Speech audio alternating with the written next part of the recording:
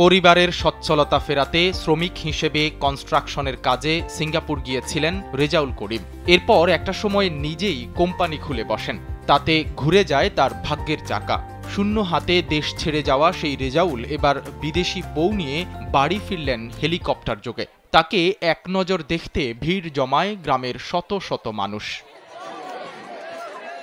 কাজের সূত্র ধরে রেজাউলের সঙ্গে পরিচয় হয় ইন্দোনেশিয়ান বংশোদ্ভূত সিঙ্গাপুরের নাগরিক জেরিন জানুর সঙ্গে। পরিচয় থেকে প্রেম, তারপর দুই পরিবারের সম্মতিতে সিঙ্গাপুরেই বিবাহ বন্ধনে আবদ্ধ হন তারা। নিজের শ্বশুরবাড়ি এবং স্বামীর আত্মীয় স্বজন দেখতে জেরিনের যেমন তুমুল আগ্রহ, তেমনি বিদেশি বউ দেখতে এলাকাবাসীরও আগ্রহের কমতি ছিল না।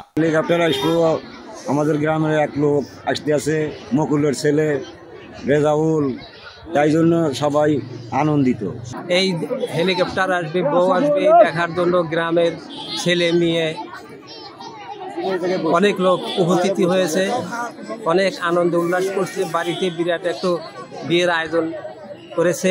এই উদ্দেশ্যে সবাই চারিদিকে আমরা ভিড় জমায় বসে আছি। গ্রামেরই আমার বড় ভাই মরহুম মুকুল হোসেন, তার ছোট ছেলে রেজাউল করিম সিঙ্গাপুর রাষ্ট্রে থাকে। সিঙ্গাপুর দীর্ঘদিন হলো থাকার কারণে সেখানে সে একটা ভালো জব করে, সেই হিসেবে ওখানে সে ইন্দোনেশিয়া মেয়েকে বিয়ে করে এবং সে মেয়ে ওখানে চাকরি করে ব্যাংকে।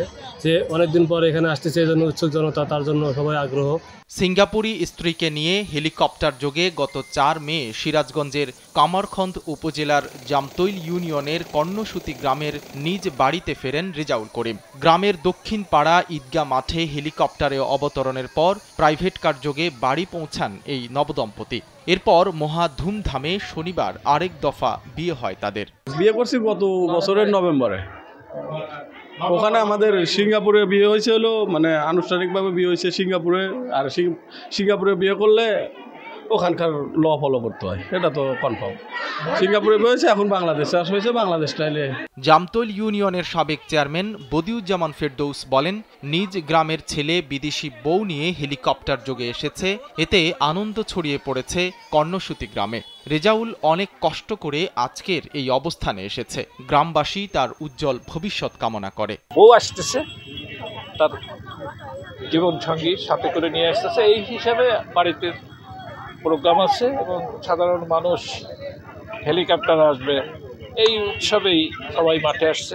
ওর আব্বা অকাল মৃত্যুই বলা চলে, খুব অল্প বয়সে ওর আব্বা স্ট্রোক করে মারা গেছে। কামারখন্দ থানার ভারপ্রাপ্ত কর্মকর্তা মোহাম্মদ রেজাউল ইসলাম জানান, হেলিকপ্টার যোগে স্ত্রীকে নিয়ে সিঙ্গাপুর প্রবাসীর বাড়ি ফেরার কথা পুলিশকে অবগত করা হয়েছিল। সাইদ রহমান, কালবেলা।